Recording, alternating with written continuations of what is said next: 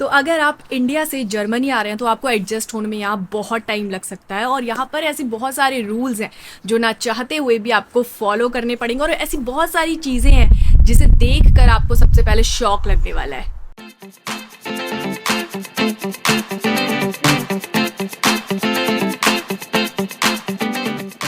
So hello and नमस्ते everyone, मैं हूं निशा चौहान और आपका बहुत स्वागत है मेरे चैनल पर।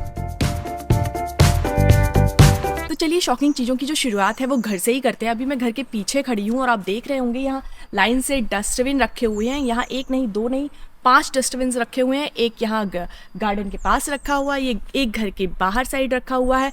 अब आपको बता दूं कि यहाँ जब आप आते हैं तो कहीं होटल, घर, कॉलेज, हॉस्टल कहीं भी रुकते हैं तो आपको ये रूल पता होना चाहिए। अगर आपको बता दूं कि यहाँ सेपरेट कचरा डालने का रूल है। अगर आपने मिक्सअप कर दिया कोई भी चीज़ किसी और डस्टबिन में तो आपकी अच्छी क्लास लग सकती है। तो इसलिए मैंने सोचा कि सबसे पहले आपको ये रूल बता दूं, क्योंकि ये रूल जानना बहुत ज़रूरी है। इसमें थोड़ा टाइम भी लग सकता है। सबसे पहले आप कहीं पर भी रुकने जाते हैं तो सबसे पहले वहाँ का जो मकान मालिक है वो आपको सबसे पहले यही रूल बताएगा कि यहाँ पर कचरा कैसे डाला जाता है। तो यहाँ पर कौन सा कचरा किस में जाना है वो मैं आपको बता दूं। ये कलर से ये सारे डस्टबिन रखे हुए हैं।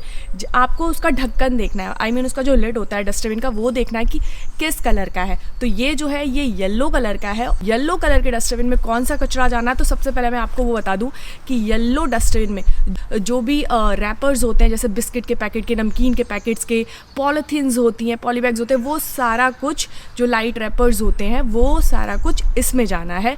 दूध का डब्बा, तेल की बोतल, बिस्किट का पैकेट और जो भी पैकेट्स होते हैं पैकेजिंग वाले, जो भी खाने पीने के सामान के पैकेट्स होते हैं वो सारा इसमें जाना है। पॉलीथीन्स इसमें जानी है। सिर्फ और सिर्फ उतना ही कचरा इसमें जाना है। इसके अलावा कोई पेपर या कुछ अलग से नहीं जाना है। कोई कार्डबोर्ड बॉक्स वो नहीं जाना है। जो तेल की बोतल होती है या कोई बोतल होती है प्लास्टिक वगैरह की, वो जा सकती है। उसके अलावा कोई गलती से भी पेपर इसमें मत डालिएगा। सिर्फ और सिर्फ वही जो कचरा है वही डालिए। अगर कुछ भी मिक्स किया तो आपकी क्लास लगेगी। ठीक है, ये रूल जानना बहुत ज़रूरी है। कि सोचेंगे इसका ये येलो कलर का क्यों है और इसका येलो ही कलर क्यों है, तो मैं आपको एक तरीका बता देती हूँ याद रखने के लिए।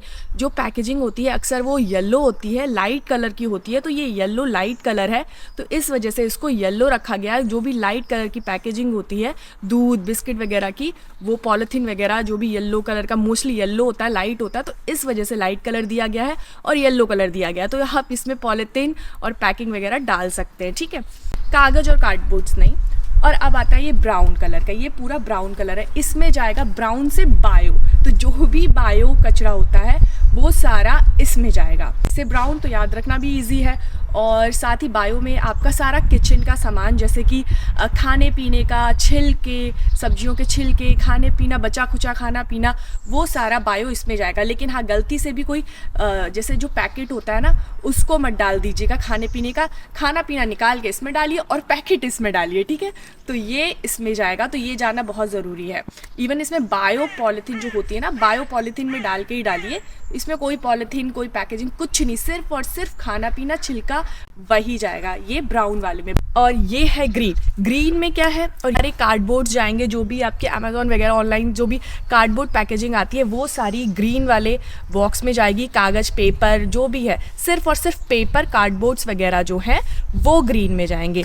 तो ग्रीन का क्या रूल है कलर का, मैं आपको इसलिए बता रही हूँ ताकि आप आए और आपको याद रहे कि ग्रीन में क्या जाना है, ब्राउन में कौन सा कचरा जाना है और येलो में कौन सा कचरा जाना है। ग्रीन इसलिए क्योंकि ग्रीन पेड़ होता है, पेड़ से बनता है कागज़। तो जो भी कागज़ का सामान होता है, जो भी कार्डबोर्ड है वो ग्रीन में जाएगा। तो आप याद रखिएगा। इतना ठंडा वेदर है ना, इसी वजह से मेरी आवाज़ थोड़ी है। मैं बाहर भी दिखाती हूँ। एक ब्लैक कलर का जो डस्टबिन है वो बिल्कुल गेट के बाहर रहता है।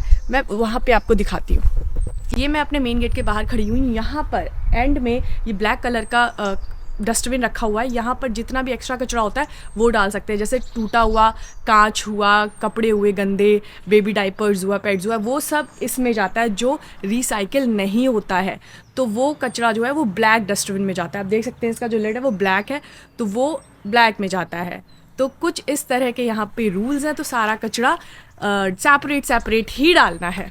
और ये है कचड़े वाली गाड़ी। आप देख सकते हैं इसमें चारों जो डस्टबिन है वो उसकी पिक्चर बनी हुई है। उसके ऊपर भी, डस्टबिन के ऊपर भी पिक्चर बनी हुई है कि कौन सा कचड़ा किस डस्टबिन में जाना है। तो आपको बता दूं कि जो कचरा रिसाइकिल नहीं होता है ब्लैक डस्टबिन का, उसके लिए रोज़ मॉर्निंग में कचरे वाली गाड़ी आती है। इसीलिए वो जो है जनरली जो ब्लैक डस्टबिन है वो घर के बाहर रखा होता है, और येलो हुआ, ब्राउन हुआ, ग्रीन हुआ, ये वीक में 2 बार ये कचरे वाली गाड़ी आती है। तब लोग अपने घरों के बाहर ये डस्टबिन निकाल देते हैं और कुछ इस तरह से कचरे वाली गाड़ी लेके जाती है। यहाँ पर साफ़ सफाई करने वालों की जो ड्रेस कोड होती है वो कुछ इस कलर की होती है, ऑरेंज कलर की। अक्सर आपको ये लोग मशीन के थ्रू साफ़ सफाई करते हुए रोड पर, गार्डन में दिख जाएंगे। तो और यहाँ पर जो गाड़ी आती है, कचरे वाली गाड़ी आती है, शोर नहीं मचाती है, लोग अपने आप रख देते हैं, अपने आप लेके जाते हैं। साफ़ सफाई का बहुत ध्यान रखा जाता है। आप देख सकते हैं जो गाड़ी है रोड साफ़ करते हुए, ब्रश के थ्रू रोड साफ़ करते हुए जा रही है। बहुत साफ़ सफाई रखते हैं। सो आई होप आपको यहाँ जर्मनी में कौन सा कचरा किस डस्टबिन में जाना है, किस कलर के डस्टबिन में जाना है, बिल्कुल सेपरेट जाना है, ये रूल पता चल गया होगा। शॉकिंग लग सकती है, आपको बता दूं यहाँ पर इंग्लिश ना के बराबर लोग बोलते हैं। यहाँ पर हर जगह, जैसे हमारे इंडिया में होता है ना कि हिंदी में भी होता है, इंग्लिश में भी मैसेज दिया गया होता है, यहाँ पर आपको कहीं भी कोई भी इंस्ट्रक्शन या मैसेज इंग्लिश में नहीं मिलेगा। चाहे आप डॉक्टर के पास जाएँ, चाहे आप मार्केट जाएँ, चाहे मॉल जाएँ, कहीं भी जाएँ XYZ, आपको कहीं भी कुछ भी इंग्लिश में नहीं मिलेगा। यहाँ पर सब कुछ जर्मन में है और सारे लोग जो हैं जर्मन में ही बोलते हैं। इवन कुछ लोगों को इंग्लिश आती भी है लेकिन वो जर्मन में ही बोलेंगे। अगर आप उनसे रिक्वेस्ट करेंगे कि आपको समझ नहीं आती है, उसके बाद वो थोड़ी थोड़ी इंग्लिश बोलेंगे ताकि आप थोड़ा बहुत समझ जाए। उसके बाद आपको ये भी बोल देंगे कि अगर आपको यहाँ रहना है तो आप यहाँ की लैंग्वेज सीखें। तो यहाँ पर अपनी लैंग्वेज, अपने कल्चर को ये लोग बहुत इंपॉर्टेंस देते हैं। अगर उनको इंग्लिश आती भी है लेकिन उसके बाद भी वो इंग्लिश नहीं बोलते हैं। और जनरली सारे लोग कहीं भी चले जाइए, कोई भी मैसेज, कोई भी डायरेक्शन सब जर्मन में ही होगा। तो हो सकता है आप यहाँ आएंगे तो आपको जर्मन लर्न करना पड़े, क्योंकि बेसिक वगैरह लर्न करना ही पड़ेगा। अगर आपको यहाँ रहना है तो आपको जर्मन सीखनी पड़ेगी। तो थोड़ा प्रिपेयर होके आना पड़ेगा, क्योंकि बिना भाषा के यहाँ पर थोड़ा मुश्किल है सरवाइव करना। एक चीज़, यहाँ पर जर्मनी में कहीं भी आपको ऑटो रिक्शा नहीं मिलेगा। यहाँ पर आप मोस्टली जो लोग हैं पैदल चलना ही प्रेफर करते हैं। यार इतनी अच्छी ग्रीनरी है, इतना अच्छा मौसम है, पोल्यूशन नहीं है, लोग जनरली पैदल ही चलते हैं और हेल्दी भी रहते हैं, फिट भी रहते हैं। यहाँ पर जो कनेक्टिविटी है बहुत सही है। यहाँ पर मैं आपको दिखा दूँ कि ये यहाँ पर आप देख रहे होंगे डायरेक्शंस हैं और वो सामने बस स्टॉप है। तो ये मेरा घर है और सामने जो है वो बस स्टॉप है। तो यहाँ पर थोड़ी थोड़ी दूर के लिए बस आती है हर 10 मिनट में, 5 मिनट में। तो कनेक्टिविटी बहुत सही है। लेकिन हाँ, ऑटो रिक्शा यहाँ पर नहीं मिलता है। कैब भी बाप रे बहुत महंगी मिलती है। मतलब थोड़े सी दूर के लिए भी कैब मतलब आपका 3-4 हज़ार रुपये ले लेती है। तो जनरली लोग यहाँ पर, और जनरली सबके पास यहाँ पर गाड़ियाँ ही होती हैं। लाइन से आप देख सकते हैं कि हर जगह सबके पास गाड़ियाँ ही गाड़ियाँ हैं। अभी जो है मैं अपने घर के गेट के बाहर खड़ी हुई हूँ और आपको एक बहुत ही शॉकिंग चीज़ बता दूँ कि यहाँ पर जो खुद के बच्चे भी हैं ना, जो बड़े हो जाते हैं, बाहर रहते हैं, इवन 16-17 साल में अलग ही हो जाते हैं, वो अपना इंडिपेंडेंटली जीते हैं, अपॉइंटमेंट लेकर आते हैं अपने माँ बाप से मिलने के लिए कि उनको क्या काम है अपने माँ बाप से। एक चीज़, यहाँ पर आप किसी के भी घर जाएंगे आपको सबसे पहले अपॉइंटमेंट लेनी है। आप बिना बताए यहाँ पर किसी के भी घर नहीं जा सकते हैं, कोई दरवाज़ा भी नहीं खोलेगा आपके लिए। तो यहाँ पर प्रॉपर प्रोफेशनल तरीके से आपको मेल लिखना पड़ता है कि हम आपके घर क्यों आ रहे हैं, मतलब अपॉइंटमेंट क्यों चाहिए। यहाँ पर ऐसा बहुत है। तो यहाँ पर जब भी आप आइए तो प्रॉपर किसी के भी घर जाइए, भले ही इंडियन के घर ही जाना हो आपको अपॉइंटमेंट लेनी ही पड़ेगी, क्योंकि तभी वो आपके लिए गेट खोलेंगे। और साथ ही जैसे हमारे इंडिया में होता है ना कि कोई मेहमान एकदम से आ जाता है तो हम लोग चाय कॉफ़ी वगैरह पकवानों की लाइन लगा देते हैं, ऐसा यहाँ बिल्कुल भी नहीं है। अगर मैंने आपको इनवाइट किया है तो मैं वहाँ उसमें मेंशन करूँगी कि मैंने आपको चाय पे बुलाया या कॉफ़ी पे या डिनर पे या लंच में, वो भी मुझे मेंशन करना पड़ेगा। अगर मैं आपको टी पे बुला रही हूँ या कॉफ़ी पे तो सिर्फ़ और सिर्फ मैं वही चीज़ दूँगी, उसके अलावा मैं आपको एक्स्ट्रा कुछ नहीं दूँगी। यहाँ पर ऐसा है, यहाँ पर ज़्यादा मेहमानबाजी या ऐसा कुछ भी नहीं है। तो ये थोड़ा है यहाँ पर शॉकिंग हम जैसे इंडियंस के लिए।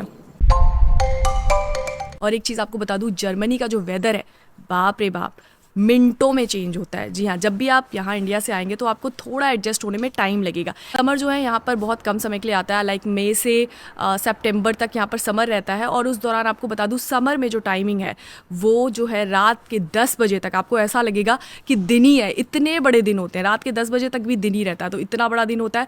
और वहीं विंटर में जो आपको बता दूँ 4:30 बजे ही रात हो जाती है। अब इस टाइम विंटर चल रहा है तो यहाँ पर 4:30 बजे ही रात हो जाती है, 5 बजे।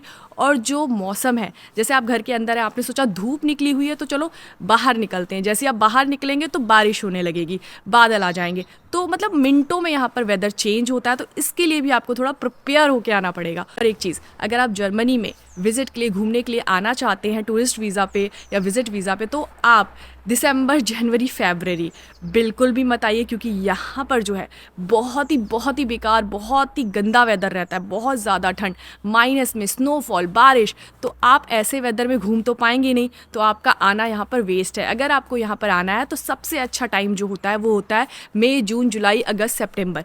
इस दौरान आप यहाँ जर्मनी आइए, आपको बहुत अच्छा लगेगा। समर्स में यहाँ पर सीरियसली बहुत घूमने लायक है। जो डॉक्टर अपॉइंटमेंट होता है, जो डॉक्टर स्पेशलिस्ट होते हैं, उनकी अपॉइंटमेंट मिलना बहुत मुश्किल होता है। मतलब अगर किसी डेंटिस्ट की अपॉइंटमेंट लेनी है, अगर किसी गायनोकोलॉजिस्ट की अपॉइंटमेंट लेनी है, या किसी भी डॉक्टर की अपॉइंटमेंट लेते हो, तो कम से कम 3 से 4 महीने बाद ही अपॉइंटमेंट देते हैं डॉक्टर, है ना। कितना शॉकिंग, मेरे लिए तो बहुत शॉकिंग था। अगर यहाँ पर डॉक्टर के जो क्लिनिक होते हैं कुछ इस तरह से होते हैं, सोसाइटी के अंदर ही होते हैं, घरों के बीचों बीच में ही होते हैं, घर जैसा ही होता है एक, और बाहर इस तरह की नेम प्लेट होती है, तो आपको जिसके यहाँ जाना है आप रिंग दबा के जा सकते हैं। और ये अंदर से कुछ इस तरह से छोटे छोटे रूम्स बने होते हैं। ये वेटिंग रूम होता है यहाँ पर छोटा सा, बहुत ही कम लोग आते हैं, और सब कुछ यहाँ पर जर्मन में ही लिखा होता है। मैं आपको दिखा दूँ, एक बार मैं बता भी चुकी हूँ, पर एक बार दिखा देती हूँ कि सब कुछ आपको जर्मन में ही मिलेगा। तो मैं वेटिंग एरिया में अभी बैठी हुई हूँ, और कुछ इस तरह का वेटिंग एरिया होता है छोटा सा। तो यहाँ पर अभी 5-6 लोग ही बैठे हैं, इतनी ही भीड़ होती है। आप देख रहे होंगे ये डॉयचे पोस्ट है। अभी भी यहाँ पर लेटर वगैरह जो चीज़ें हैं पोस्ट के थ्रू आती है ना। मैं आपको यहाँ की रोड दिखाती हूँ कितनी चौड़ी होती है, और बीच में ही साइकिल का एरिया है, तो इन्होंने साइकिल की पिक्चर बना रखी है, और ये वॉकिंग एरिया है यहाँ पर। तो ये बहुत ही यहाँ पर चीज़ें जो हैं बहुत परफेक्ट तरीके से बनी हुई हैं। और साथ ही ये डायरेक्शन, अगर आप यहाँ आते हैं तो ये बीच बीच में बोर्ड के डायरेक्शन लगे होते हैं कि आपको किस डायरेक्शन में कौन सा एरिया पड़ेगा। आपको मेरा वीडियो अच्छा लगा होगा, और अगर अच्छा लगा तो प्लीज़ इस बार बिना सब्सक्राइब किए बगैर मत जाइएगा, थोड़ा मोटिवेशन मिलता है और ऐसे वीडियोज़ बनाने का। और अगर आप और भी कुछ जर्मनी के बारे में जानना चाहते हैं, वैसे मैं और भी इंटरेस्टिंग वीडियोज़ यहाँ के बारे में बनाती रहूँगी, और भी अपने जो ब्लॉग्स होते हैं, जो इन्फॉर्मेटिव वीडियोज़ होते हैं, वो बनाती रहूँगी। और अगर एक लास्ट बार, अगर आपको मेरे वीडियोस अच्छे लगते हैं तो don't forget to subscribe my channel and press the bell icon, क्योंकि जब भी आप प्रेस करेंगे बेल आइकन को तो अगला वीडियो आपके फ़ोन में शो हो जाएगा, और आप मेरे जो वीडियोस हैं वो देखते रहेंगे। तो चलिए मिलते हैं अगले वीडियो में, तब तक के लिए बाय बाय।